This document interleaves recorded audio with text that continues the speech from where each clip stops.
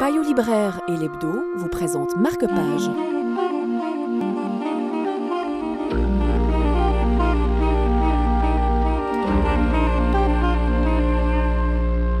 Le Jardin du Diable, c'est le surnom qu'on donnait dans les années 20 à Hollywood.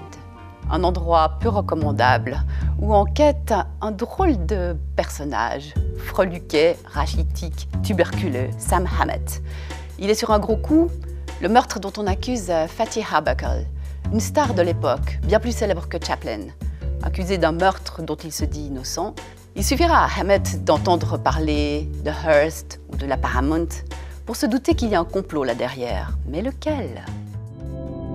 Cela faisait 2 nuits que Sam Hammett, à la suite d'un tuyau payé $40 à un mouchard de Saint-Quentin du nom de Pinto à propos des allées et venues de Gloomy Gus Sheffer, observait le vieux relais Avachi.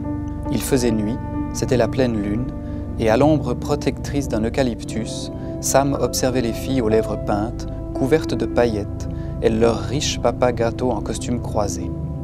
Ils titubaient sous la vieille galerie en direction de leur Ford T et de leur Cadillac, tandis que des pauvres en salopette longeaient le chemin sinueux.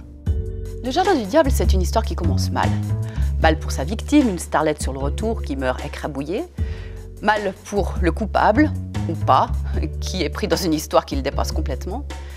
Et mal aussi parce que les différents épisodes qui se succèdent pour commencer sont assez touffus. Il faut un petit moment pour s'habituer à cet univers extraordinaire, comme si sur chaque plateau on tournait un film différent, dont les scénarios ne se rejoignent qu'à la fin. Heureusement, Ace Atkins maîtrise parfaitement son affaire, et son enquêteur mieux encore que lui, ce Hammett.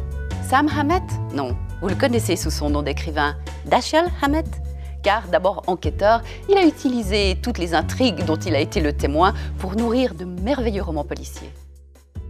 Payot Libraire et l'Hebdo vous ont présenté Marque-Page.